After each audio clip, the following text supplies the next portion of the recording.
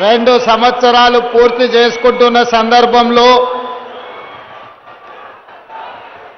మీ అభిమాన నాయకుడు నాకు వ్యక్తిగతంగా మంచి మిత్రుడు దేవరకొండ శాసనసభ్యులు బాలు నాయక్ గారి అధ్యక్షతన విజయోత్సవ సభను ఏర్పాటు చేసి వేలాది మంది దేవరకొండ బిడ్డలు ఇక్కడికి విచ్చేసి మీ గుండెల నిండా అభిమానం ఉన్నది, ఈ అభిమానం ఎల్లకాలం శాశ్వతంగా మీరు అండగా నిలబడతామని మద్దతు తెలియజేసినందుకు మనస్ఫూర్తిగా మీ అందరికీ అభినందనలు కృతజ్ఞతలు తెలియజేస్తున్నా. మిత్రులారా, ఈ విజయోత్సవ కార్యక్రమంలో నాతో పాటు శాసన మండలి చైర్మన్ పెద్దలు గుత్తా సుఖేందర్ రెడ్డి గారిని, సాగునీటి పారుదల శాఖ మరియు సివిల్ సప్లైస్ మినిస్టర్ మీ అభిమాన నాయకులు పెద్దలు ఉత్తమ్ కుమార్ రెడ్డి గారిని, అదేవిధంగా దేవరకొండ నియోజకవర్గ ప్రజలకు ఎప్పుడు ఏ అవసరం వచ్చినా కూత వేస్తే పలికే మంత్రివర్గ సభ్యులు సోదరులు కోమటిరెడ్డి వెంకటరెడ్డి గారిని, అదేవిధంగా సహచర కమ్యూనిస్టు సోదరులు శాసన మండలి సభ్యులు నెల్లికుంట సత్యం గారిని, అదేవిధంగా మిర్యాలగూడ శాసన సభ్యులు బత్తుల లక్ష్మారెడ్డి గారిని, నాగార్జున సాగర్ శాసన సభ్యులు యువమిత్రులు కుందూరు జైవీర్ రెడ్డి గారిని, అదేవిధంగా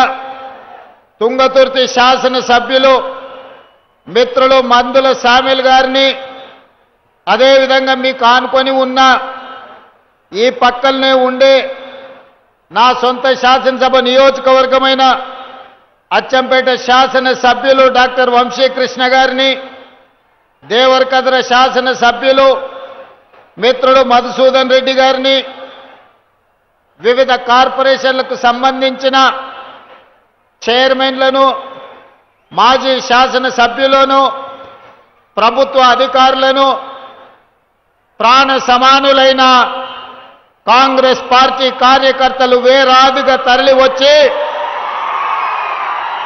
దేవరకొండ గడ్డ కాంగ్రెస్ పార్టీకి అడ్డా అని నిరూపించినందుకు మీ అందరినీ మనస్ఫూర్తిగా అభినందిస్తున్నా.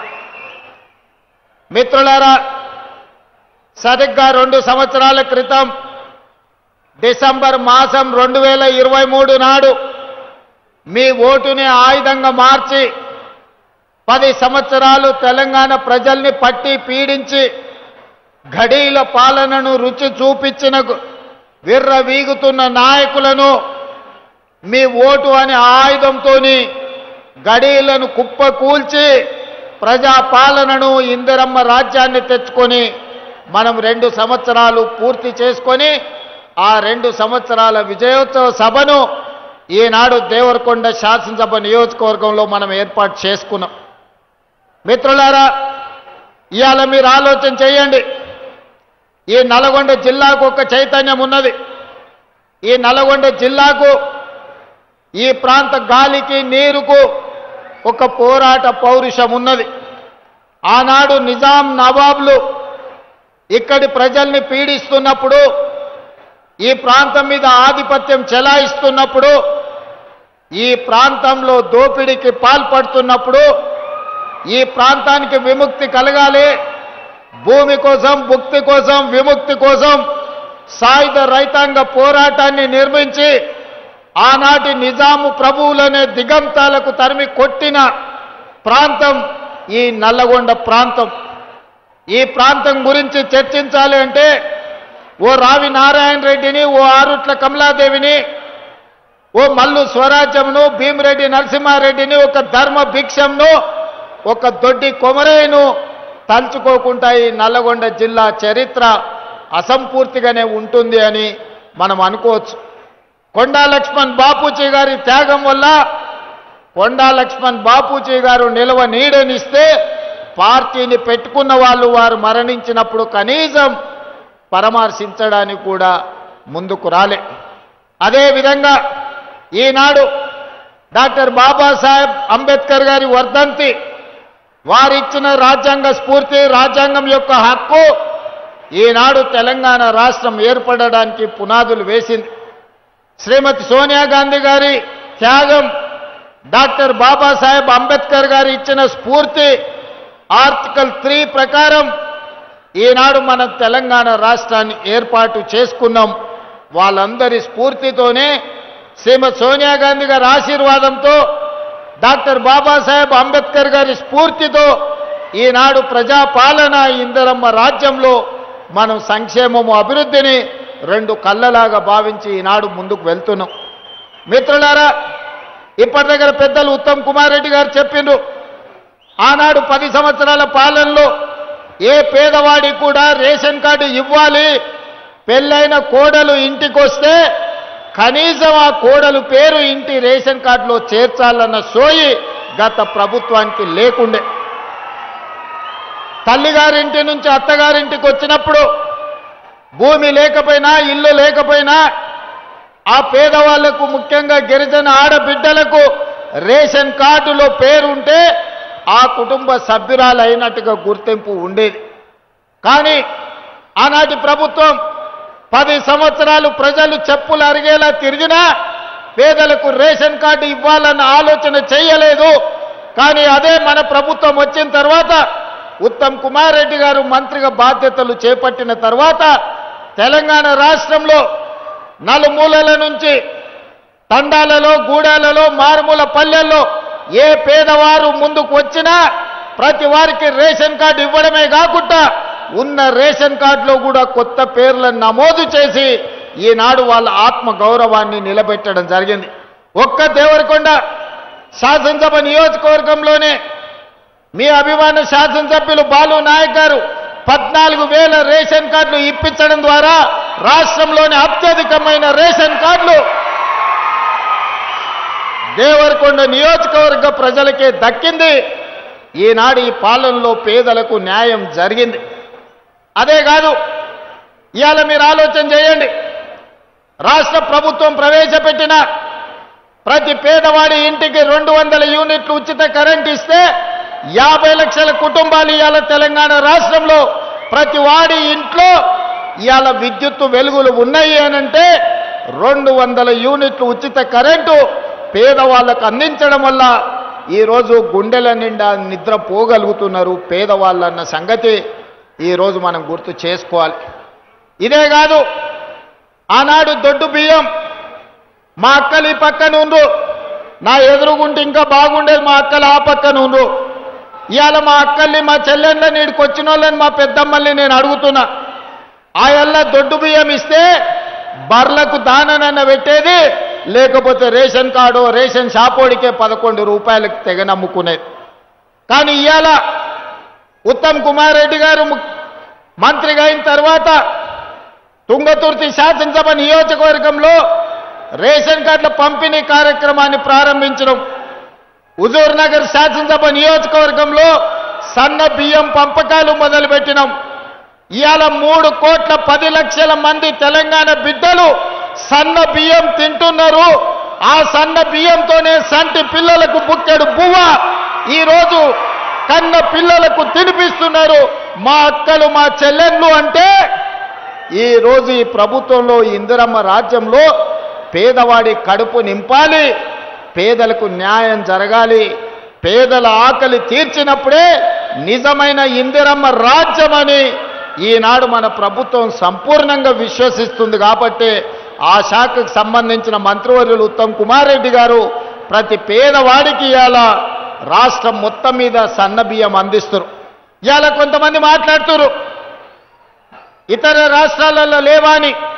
నేను సూటిగా సవాలు విసురుతున్న మాట్లాడే వాళ్లకు, భారతదేశంలో గుజరాత్ కావచ్చు, ఉత్తరప్రదేశ్ కావచ్చు, మధ్యప్రదేశ్ కావచ్చు, రాజస్థాన్ కావచ్చు, నరేంద్ర మోడీ గారి పరిపాలన ఉన్న ఏ రాష్ట్రంలో అయినా నేను సవాలు విసురుతున్నా, మా తెలంగాణ రాష్ట్రంలో మేమే సన్న బియ్యం ఇస్తున్నాం తప్ప నరేంద్ర మోడీ పరిపాలించే గుజరాత్లో కూడా పేదలకు సన్న బియ్యం రావడం లేదు.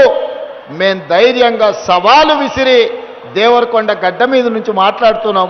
ఇవాళ పేదల్ని మా కుటుంబ సభ్యులుగా భావించి మా కుటుంబాలలో తింటున్న సన్న బియ్యమే ఈ వేదిక మీద ఉన్న పెద్దలు ఏ సన్న బియ్యం తింటుండ్రో 4 కోట్ల తెలంగాణ ప్రజలకి నాడు సన్న బియ్యం ఇవ్వడం ద్వారా వాళ్ళ ఆత్మ గౌరవాన్ని నిలబెట్టి దేశానికే మనం ఇవాళ ఆదర్శంగా నిలబడ్డమన్న సంగతి నేను ఈరోజు తెలియజేయదలుచుకున్నా. ఇదే కాదు మిత్రులారా, ఆనాడు ఇందిరమ్మ రాజ్యంలో డాక్టర్ వైఎస్ రాజశేఖర రెడ్డి గారు ముఖ్యమంత్రిగా ఉన్నప్పుడు 2004 నుంచి 2014 వరకు 10 సంవత్సరాలలో తెలంగాణ రాష్ట్రంలో మారుమూల ప్రాంతాలలో, లంబాడి తాండాలలో, ఆదివాసి గూడాలలో పేదవాళ్లకు 25 లక్షల ఇందిరమ్మ ఇండ్లు ఇచ్చి నిలవ నీడలేని పేదవాడికి ఆత్మ గౌరవం పెంచడానికి ఆనాడు 25 లక్షల ఇందిరమ్మ ఇండ్లు ఇచ్చారు. మరి తెలంగాణ రాష్ట్రం వస్తే డబుల్ బెడ్రూమ్ ఇండ్లు ఇస్తా అని ఆనాడు నమ్మబలికిండు ఒక ఆయన. ఇవాళ నేను అడుగుతున్నా, దేవరకొండ నలుమూలల నుంచి 40-50 వేల మంది ఉన్నారు. ఈడున్న వాళ్ళకి ఎవరికైనా డబుల్ బెడ్రూమ్ ఇండ్లు వచ్చినాయా? ఎవరికైనా డబుల్ బెడ్రూమ్ ఇండ్లు వచ్చినాయా? అందుకే ఎన్నికల సందర్భంగా నేను సవాల్ విసిరిన, చంద్రశేఖర్ రావు గారు, నువ్వు ఏ ఊర్లో డబుల్ బెడ్రూమ్ ఇండ్లు ఇచ్చినావో గా ఊర్లో నువ్వు ఓట్లు అడుగు. ఏ ఊర్లో అయితే 2004 నుంచి 14 వరకు మేము ఇందిరమ్మ ఇండ్లు ఇచ్చినామో మేము ఆ ఊర్లో ఓట్లు అడుగుతాం. నీకు డిపాజిట్ వస్తే నువ్వు విధించిన శిక్షకు మేము సిద్ధమవుతామని ఉలకలే పలకలే. కానీ దేవరకొండ ప్రజలు నిజాన్ని గుర్తించిండ్రు. బాలు నాయకును 45,000 ఓట్ల మెజార్టీతోని ఇవాళ గెలిపించారు. వాస్తవంగా ధనిక రాష్ట్రమైన తెలంగాణ ఆనాడు ప్రభుత్వంలో ఒకవేళ ఇందిరమ్మ ఇండ్లే ఇచ్చుంటే 10 ఏళ్లలో 20 లక్షల ఇండ్లు కట్టడానికి అవకాశం ఉండే. కానీ పేదవాళ్ల పట్ల ఆయనకి ఏమాత్రం ప్రేమ లేదు, పేదవాళ్ల పట్ల ఏమాత్రం అభిమానం లేదు. పేదవాడికి ఇందిరమ్మ ఇల్లు ఇయ్యలే, డబుల్ బెడ్రూమ్ ఇల్లు ఇయ్యలే. ఆయన మాత్రం 10 ఎకరాలలో 150 గదుల గడిని నిర్మించుకున్నాడు. 2,000 కోట్ల రూపాయలు ఖర్చు పెట్టుకున్నాడు ఆయన ఉండడానికి తప్ప పేదవాడికి 2 లక్షల రూపాయలు కూడా ఇందిరమ్మ ఇండ్లకి ఇయ్యలే. అందుకే మన ప్రభుత్వం వచ్చినంబడే పేదవాళ్ళ ఆత్మగౌరవం నిలబెట్టాలి అనంటే ఇందిరమ్మ ఇండ్లు ఇవ్వాలి, పేదలకు ఈరోజు న్యాయం జరగాలి అని వచ్చినంబడే మొదటి సంవత్సరంలోనే ప్రతి శాసనసభ నియోజకవర్గానికి 3,500 ఇందిరమ్మ ఇండ్లు, రాష్ట్రం మొత్తం 4,50,000 ఇందిరమ్మ ఇండ్లు 22,500 కోట్ల రూపాయలతోని ఇవాళ పనులు ప్రారంభించుకున్నాం. ప్రతి గ్రామాలలో, దేవరకొండ లంబాడి తండాలలో ఈనాడు ఇందిరమ్మ ఇండ్లు కట్టుకుంటురా లేదా? మా చదువుకున్న యువకుల్ని ఒక్కసారి ఆలోచన చేయమని నేను అడుగుతున్నా.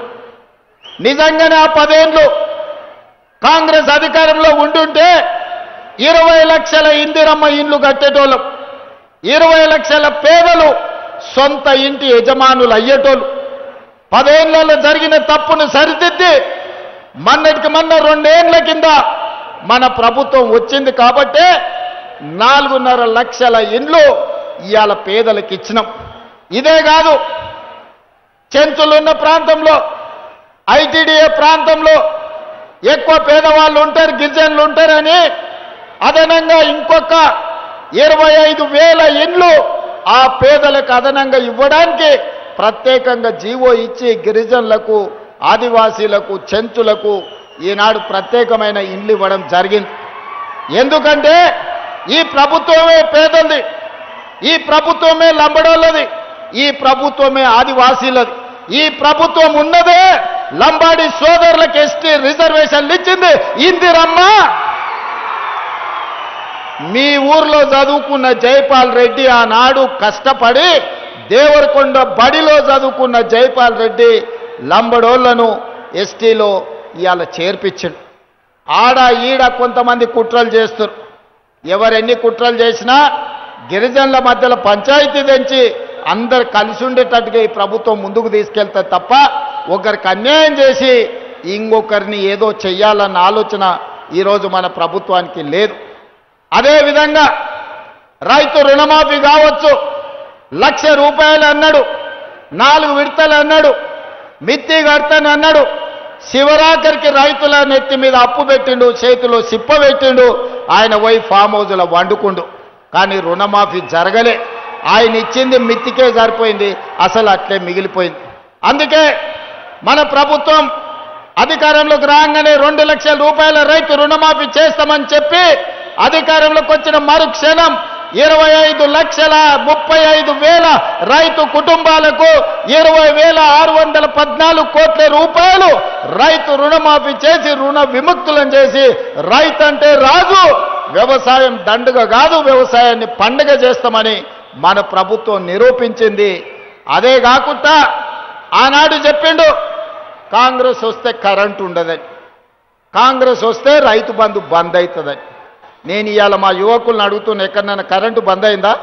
సోదరులారు ఎప్పుడైనా బంద్ అయిందా? రైతులకు ఉచిత కరెంటు ఎవరు ఇచ్చింది? మొట్టమొదటి సంతకం పెట్టింది ఎవరు? ఆనాడు 2004 డాక్టర్ వైఎస్ రాజశేఖర రెడ్డి, కోమటిరెడ్డి గారు, అదేవిధంగా ఉత్తమ్ కుమార్ రెడ్డి గారు ఎమ్మెల్యేలుగా ఉన్నప్పుడు ఎల్పీ స్టేడియంలో మొట్టమొదటి సంతకం డాక్టర్ వైఎస్ రాజశేఖర రెడ్డి ఉచిత కరెంటు మీద సంతకం పెట్టి 1,200 కోట్ల రూపాయలు రైతుల కరెంటు బిల్లులు మాఫీ చేసి వేలాది క్రిమినల్ కేసులు రైతుల మీద ఉంటే రద్దు చేసింది కాంగ్రెస్ పార్టీ. ఇవాళ ఉచిత కరెంటు పేటెంట్ రైతు కాంగ్రెస్ పార్టీది. కరెంటు ఉండదన్నాడు కదా, అవును నిజమే. ఎవరింట్లో లేదు కరెంటు, కేసీఆర్ ఇంట్లో లేదు. ఫీజులు స్టార్టర్ అన్నీ ఊడబెరికిను తెలంగాణ ప్రజలు. కేసీఆర్ ఇంట్లో మాత్రమే కరెంటు లేదు. రైతుల ఇళ్లల్లో 24 గంటల కరెంటు, ఇండ్లకే కాదు వ్యవసాయానికి ఈ 2 ఏళ్లల్లో 24 గంటల కరెంటు ఇచ్చిన చరిత్ర కాంగ్రెస్ పార్టీది. ఆయన ఇంట్లో కరెంటు పోతే వెనకటికి ఎవడో అన్నాడంట, నేను లేస్తేనే ఊరికి తెల్లారినట్టని. అయ్యా నువ్వు వండుకోలేవు, ఊరికి తెల్లారాల్సిన పని లేదు. ఊరు ఎట్లా తెల్లారాలనో, ఊర్లను ఎట్లా అభివృద్ధి చేయాలనో మాకు తెలుసు. నిన్న సర్పంచులతో కూర్చున్నాడు, మనకు మంచి రోజులు వస్తాయని. 2 సర్పంచులను పిలుచుకున్నాడు, 4 వార్డు మెంబర్లను పిలుచుకున్నాడు. నిజంగానే ఆయన పరిస్థితి చూస్తే దీనావస్థ. పాపం ఒకప్పుడు బాగానే బతికినోడు. ఎట్లుండే ఒకప్పుడు ఎంపీలు మంత్రులు మహమూద్ అలీ పోతే, ఈటల రాజేందర్ పోతే మంత్రులను కూడా గేట్ కార్డు ఉన్న హోంగార్డులు మెడల మీద కొట్టి బయటికి పంపించారు. మంత్రులు పోతే కూడా కలిసేటోడు కాదు కేసీఆర్. నిన్న చూస్తే సర్పంచ్ను 4 వార్డు మెంబర్లను కూర్చొని, అయ్యా బిడ్డ మనకు మంచి రోజులు వస్తాయని. ఆయనను చూస్తే నాకు సామెత గుర్తొచ్చింది, మూలుగుడేమో మున్పటోలేనేమో మందేమో ఎప్పటోలేనే అని వెనకటి పెద్దోళ్ళు చెప్పారు. ఏదైనా పని చెప్తేనేమో మూలిగేటోడంట.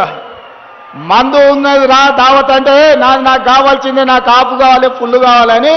మూడుగురేమో మున్పటోలేనే మందేమో ఎప్పటోలేనే అని. నిన్న ఆయన మంచి రోజులు వస్తాయంటున్నాడు. మంచి రోజులు నగదు నాయన, నీకు అవకాశం వస్తే ముంచే రోజులు వస్తాయి. నువ్వు, నీ కొడుకు, నీ అల్లుడు, నీ బిడ్డ కలిసి 4 దిక్కుల తెలంగాణ రాష్ట్రాన్ని పీక్క తిన్నారు, దోసుక తిన్నారు. ఇంకా కూడా మీ ఆకలి తీరలేదా? 4 కోట్ల తెలంగాణ ప్రజల్ని మీరు 4 కలిసి పీక్క తిని ఈరోజు తెలంగాణను అప్పుల పాలు చేసి 8 లక్షల కోట్ల రూపాయల అప్పుల పాలు చేసినా ఇంకా మీ ఆశ సావలేదు, మీ ఆకలి తీరలేదంటే ఇక దేవుడు ఒక్కడే మీను శిక్షించేటోడు. ప్రజలు శిక్షించారు. ఆలోచన చేయండి. చంద్రశేఖరరావు గారు అసెంబ్లీ ఎన్నికలప్పుడు నీ అధికారం పోగొట్టారు. పార్లమెంటు ఎన్నికలప్పుడు నీకు గుండు సున్నా ఇచ్చారు. ఎమ్మెల్సీ ఎన్నికలప్పుడు నీకు నిలబడడానికి అభ్యర్థి దొరకలే. మొన్న జూబ్లీహిల్స్ లో రెఫరెండం అంటే బోడబండ కాడ బండకేసి బాది బొంద పెట్టారు.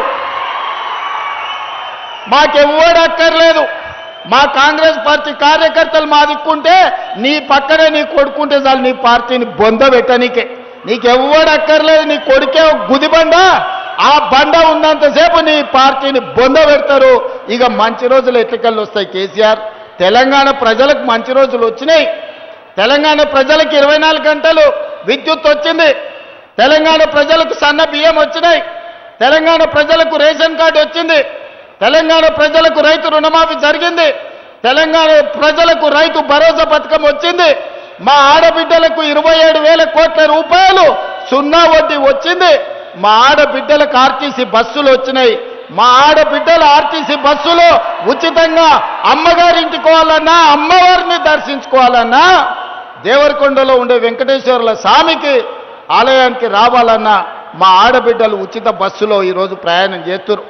మా నిరుద్యోగ యువకులకు, ముఖ్యంగా మా నల్గొండ జిల్లాలో ఉన్న చదువుకున్న పిల్లలకు 15,000 కానిస్టేబుల్ ఉద్యోగాలు వచ్చినాయి. తెలంగాణ రాష్ట్రంలో 61,000 చిల్లర ప్రభుత్వ ఉద్యోగాలు వచ్చినాయి. ఇవాళ ప్రతి వాడికి న్యాయం జరిగింది. ఓ పక్కన రైతులకు, రెండో పక్కన మహిళలకు, మూడో పక్కన యువకులకు ఈరోజు మేలు జరిగింది. ఇంకో పక్కన సాగునీటి ప్రాజెక్టులు. ఇవాళ సాగునీటి గురించి మనం మాట్లాడుకోవాలి.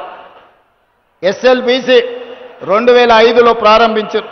ఆనాడు కోమటిరెడ్డి గారు, జానారెడ్డి గారు అందరూ పట్టుబట్టి నల్గొండ నాయకులందరూ కలిసి ఫ్లోరైడ్ బాధిత ప్రాంతం, ఈ ప్రాంతంలో నడువొంగిపోయిన వాళ్ళు, కాళ్ళొంగిపోయిన వాళ్ళు ఈరోజు బతకలేని పరిస్థితుల్లో తాగునీటి సమస్య, ఫ్లోరైడ్ సమస్య, ఎస్ఎల్బీసీ కడితేనే మాకు న్యాయం జరుగుద్దని కొట్లాడి 2,000 కోట్లతో ఆనాడు ప్రారంభించి 30 కిలోమీటర్లు ఉమ్మడి రాష్ట్రంలోనే టన్నెల్ కొడితే 10 కిలోమీటర్లు 2 ఏళ్ళు ఏడాదికో కిలోమీటర్ చేసిన ఎస్ఎల్బీసీ పూర్తి అయ్యేది. పగబట్టి పట్టుబట్టి ఎస్ఎల్బీసీని పడావు పెట్టి 3,40,000 ఎకరాల భూమికి తాగునీరు, సాగునీరు అందించే ఎస్ఎల్బీసీని నల్లగొండ ప్రజల మీద కక్ష గట్టి పడావు పెట్టిండు. ఇవాళ మళ్ళీ మనం వచ్చినాకనే ఆ పనులు ప్రారంభించినాం. దాంట్లో ప్రమాదవశాత్తు ఒక 8 మంది చచ్చిపోతే మామ అల్లులు పైశాచిక ఆనందం డాన్సులు చేస్తారు. అమ్మయ్య చచ్చిపోయింది, ఇంకా ఎట్లన్నా ఎస్ఎల్బీసీ ఆగుతుందని. నేను చెప్పదలుచుకున్నా హరీష్ రావు గారికి, చంద్రశేఖర్ రావు గారికి, అక్కడున్న కార్మికులే కాదు, మీరందరూ పోయి నాగార్జున సాగర్లను లేకపోతే శ్రీశైలంలో బండ కట్టుకొని దుంకినా మీ శవాలను ఎత్తిస్తాం తప్ప ఎస్ఎల్బీసీ పూర్తి చేస్తాం. ఎస్ఎల్బీసీ కాదు, ఈ ప్రాంతానికి రావాల్సిన డిండి ప్రాజెక్టు ఆనాడు మంజూరైతే ఈనాటి వరకు పడావు పెట్టారు. డిండి ప్రాజెక్టును పూర్తి చేయించే బాధ్యత పెద్దలు ఉత్తమ్ కుమార్ రెడ్డి గారు తీసుకున్నారు. మీ ప్రాంతానికి ఎస్ఎల్బీసీ డిండి ప్రాజెక్టులను ఈ హయాంలోనే పూర్తి చేసి మళ్ళీసారి 1,00,000 మెజార్టీతోని దేవరకొండలో కాంగ్రెస్ పార్టీని గెలిపించేటట్టు మీ అభివృద్ధి పనులు చేస్తాం. ఇవాళ పెళ్లిపాక కావచ్చు, చాలా రిజర్వాయర్లు మా పెద్దలు ఉత్తమ్ కుమార్ రెడ్డి గారు లిస్ట్ ఇచ్చారు. మళ్ళీ వాటన్నిటిని చెప్తా. సాగునీటి ప్రాజెక్టు మంత్రే మీ నల్లగొండ బిడ్డ, దేవరకొండ మనవడు. ఉత్తమ్ కుమార్ రెడ్డి అమ్మమ్మ గారు ఊరే దేవరకొండ. ఇక మీ మనవడే మంత్రిగా ఉన్నప్పుడు మీ పైసలకేం కొదువయా? మీ పైసలు, మీ బిల్లులు నీళ్లు వారినట్టు నిధులు వారిచ్చి దేవరకొండ ప్రాంతాన్ని అభివృద్ధి చేయించే బాధ్యత మేమందరం తీసుకుంటాం. పెద్దలు సుఖేందర్ రెడ్డి గారు ఈ ప్రాంతం వాడు, ఈడు ఒకప్పుడు జడ్పీటీసీగా పనిచేసిండు. జయపాల్ రెడ్డి గారికి బంధువు నాతో పాటు. జయపాల్ రెడ్డి గారు ఇక్కడ చదువుకొని దేవరకొండ గవర్నమెంట్ బడి నుంచి ఉత్తమ పార్లమెంటేరియన్ ఢిల్లీ వరకు ఎదిగి మీ పేరు ప్రఖ్యాతులు తెలంగాణ ప్రాంతానికి గొప్ప చరిత్ర సృష్టించండు. మరి ఆయన గౌరవార్థంగా ఆయన చదువుకునే స్కూల్, పాఠశాల, కళాశాల వరకు ఎన్ని నిధులు కావాలనో బాలు నాయక్ 5 కోట్లు అన్నాడు. 5 కాదు 6 కోట్ల రూపాయలు ఇస్తా జయపాల్ రెడ్డి గారు చదువు చెప్పిన దేవరకొండకు చదువుకోవడానికి అవసరమైన నిధులు ఇచ్చే బాధ్యత నాది, సుఖేందర్ రెడ్డి గారిదని నేను ఈ సందర్భంగా తెలియజేస్తున్నా. అదేవిధంగా వెంకటేశ్వర స్వామి దేవాలయం గురించి ఆ గతంలో కొన్ని ఇచ్చినాం. మిగతా నిధులు కూడా వచ్చే ఫైనాన్షియల్ ఇయర్లో ఆ మందిరాన్ని పూర్తి చేయడానికి అవసరమైన నిధులు ఇచ్చి ఆదుకునే బాధ్యత ఈరోజు కాంగ్రెస్ పార్టీ తీసుకుంటుంది. అదేవిధంగా దేవరకొండలో ఆసుపత్రుల గురించి, ఇక్కడ చదువుల గురించి బాలు నాయక్ చెప్పిండు. తప్పకుండా దేవరకొండకు ఒక నర్సింగ్ కాలేజ్ ఇచ్చి ఈ ప్రాంతంలో ఉండే గిరిజన ఆడబిడ్డలు నర్సింగ్ కాలేజీలో చదువుకొని పేదలకు సేవలు అందించే విధంగా దేవరకొండకు నర్సింగ్ కాలేజ్ ఇచ్చే బాధ్యత నాది. కలెక్టర్లకు నేను ఆదేశాలు ఇస్తున్నా, నర్సింగ్ కాలేజీకు సంబంధించిన అన్ని అంచనాలు రెడీ చేయండి అని చెప్పి. అదేవిధంగా మిత్రులారా, సాగునీటి ప్రాజెక్టులు కావచ్చు, సంక్షేమ పథకాలు కావచ్చు, ఈనాడు జరుగుతున్న పనులన్నిటిని మీరు చూడండి. రాబోయే 10 సంవత్సరాలు మనమే అధికారంలో ఉంటాం, ధైర్యంగా ఉండండి. ఈనాడు అభివృద్ధి పదం వైపు నడిపిద్దాం. ఇక్కడ ఏమి కావాలనో బాలు నాయక్ గారు మొత్తం లిస్ట్ ఇచ్చిండు, పేపర్లు మొత్తం రిప్రజెంటేషన్స్ ఇచ్చిండ్రు. ముఖ్యమంత్రి వస్తున్నాడంటే కొండంత ఆశతోని బాలు నాయక్ ఇవన్నీ అంచనాలు చేపించిండు. ఇవన్నీ చదివితే చీకటి పడుతుంది. ఇవన్నీ మీ జిల్లా ఇన్ఛార్జ్ మినిస్టర్ అడ్లూరు లక్ష్మణ్ గారిని దేవరకొండకి పంపిస్తా. అదేవిధంగా రోడ్ల గురించి బాలు నాయక్ బాధపడ్డాడు. పంచాయతీరాజ్ శాఖ మంత్రి సీతక్కను అడ్లూరు లక్ష్మణ్ని దేవరకొండకే పంపిస్తా. ప్రతి తండా నుంచి మండలానికి బీటీ రోడ్డు, ప్రతి మండలం నుంచి నియోజకవర్గానికి double road, Devarakonda headquarter నుంచి రాష్ట్ర రాజధానికి 4 లేన్ రోడ్లు వేపించే విధంగా వెంకటరెడ్డి గారిని, సీతక్కను, అడ్లూరు లక్ష్మణ్ గారిని దేవరకొండకి పంపిస్తా. ఇక్కడనే కూర్చొని ఈ నెలాఖరు లోపలనే వాళ్ళని మీ దగ్గరికి పంపిస్తే ఎలక్షన్ కూడా అయిపోగానే మీరు కూర్చోబెట్టి మీకు ఏమేం కావాలనో పనులన్నిటిని కూడా ప్రిపేర్ చేయించుకోండి. అదేవిధంగా young India integrated residential schools ఇచ్చినాం. మిగతా వాటిని అన్నిటిని కూడా మీకు ఏవేమైతే ఇచ్చినామో, బాలునాయక్ హాస్పిటల్ అంటుండే దాని సంగతి కూడా ఏందో మంత్రులకు చెప్తా చూడమని చెప్పి ఇవన్నీ కార్యక్రమాలను మనం ముందుకు తీసుకెళ్దాం. అదేవిధంగా ఈ ప్రాంతంలో మా లంబాడి సోదరులు ఎక్కువ మంది. మేము పక్కల్లే అచ్చంపేట కల్వకుర్తి మీకు ఆనుకునే ఉంటామే. అక్కడిక్కడ ఎక్కడి నుంచో రాలే. గడ్డంపల్లి నారాయణ రెడ్డి గారు ఉన్నప్పటి నుంచి దేవరకొండతో మాకు సంబంధాలు ఉన్నాయి. గడ్డంపల్లి నారాయణ రెడ్డి అంటే ఎవరో కాదు, కుందూరు జయవీరెడ్డి గారి తాత, జానారెడ్డి గారు మామ కోటలే జానారెడ్డి గారు పెద్ద లీడర్ అయినరు. ఈరోజు ఈ దేవరకొండకు ఒకప్పుడు గడ్డంపల్లి నారాయణ రెడ్డి గారు శాసనసభ్యుడిగా ఈ ప్రాంత అభివృద్ధికి పనిచేసిండు. వారితో మాకున్న సుదీర్ఘమైన బంధుత్వాలు, దేవరకొండ ప్రజలతో ఇక్కడ ఉండే చాలా ఊర్లతో మాకు సంబంధాలు ఉన్నాయి, బంధుత్వాలు ఉన్నాయి. ఈ ప్రాంతంలో లంబాడి సోదరులు అత్యధికంగా ఉంటారు. గా పక్కనే మా వంశీకృష్ణ ఉన్నాడు. మీకు తెలుసా అచ్చంపేటలో మధ్యమాడుగా హనుమాన్ల దగ్గరికి హనుమాన్ మీరు మాల వేసుకున్నప్పుడు ఇక్కడ నుంచి మా గిరిజనుల సోదరులు చాలా మంది పోతారు. అందుకే ఒక మంచి ఆలోచనతోని పెద్ద ఎత్తున రాష్ట్రంలోనే అతిపెద్దదైన సేవాలాల్ మహారాజు విగ్రహాన్ని మనం మధ్యమడుగులో పెట్టుకుందాం. ఎందుకంటే శ్రీశైలం పోవాలంటే సేవాలాల్ మహారాజును దర్శించుకున్నాకనే శ్రీశైలం పోయేటట్టు ఒక పుణ్యక్షేత్రంగా మధ్యమడుగును అభివృద్ధి చేసుకుందాం. ఈ ప్రాంతం నుంచి కూడా గిరిజన సోదరులు మధ్యమడుగుకు వస్తూ ఉంటారు. మధ్యమడుగులో సేవాలాల్ మహారాజ్ విగ్రహాన్ని కూడా మనం పెట్టుకుందాం. అందుకే మిత్రులారా, ఇవాళ నాది ఒక్కటే మాట, 10 ఏళ్ళు నష్టపోయినాం, 10 ఏళ్ళు కష్టపడ్డాం, 10 ఏళ్ళు మోసపోయినాం. నమ్మించి నట్టేట ముంచినోడు ఒకవైపు, నమ్ముకున్నోళ్లకు నిలబడి పనిచేసే వాళ్ళు ఇంకొక వైపు. ఈనాడు తెలంగాణ రాష్ట్రం ఇచ్చిన కాంగ్రెస్ పార్టీ అధికారంలో ఉంది. తెలంగాణ ప్రజల యొక్క ఆకాంక్షలేందో, తెలంగాణను ఏ విధంగా అభివృద్ధి చేయాలో, తెలంగాణలో సంక్షేమ పథకాలు ఎవరికి చెందాలో సంపూర్ణమైన అవగాహన ఉన్న మన ప్రభుత్వం డిసెంబర్ 8, 9 నాడు మీ కూతవేటు దూరంలో మహేశ్వరంలో ఈనాడు మనము తెలంగాణ రైజింగ్ గ్లోబల్ సమ్మిట్ నిర్వహించుకుంటున్నాం. ప్రపంచ దేశాల నుంచి 100 దేశాల నుంచి ప్రతినిధులు వస్తున్నారు. మన తెలంగాణ ఏ విధంగా అభివృద్ధి చేసుకోవాలో, మన తెలంగాణలో సంక్షేమ పథకాలు ఏ విధంగా అమలు జరుగుతున్నాయో ఇవాళ మనం చూస్తున్నాం. అందుకే ఈరోజు దేశానికి ఆదర్శంగా వరి పంటలో దేశంలో నెంబర్ 1, శాంతి భద్రతలను కాపాడడంలో దేశంలో నెంబర్ 1, గంజాయి డ్రగ్స్ ను అణచివేయడంలో దేశంలో నెంబర్ 1, ఇవాళ విద్యలో కాంగ్రెస్ పార్టీ నెంబర్ 1, వైద్యంలో కాంగ్రెస్ పార్టీ రాష్ట్రాన్ని నెంబర్ 1 స్థానంలో ఉంచింది.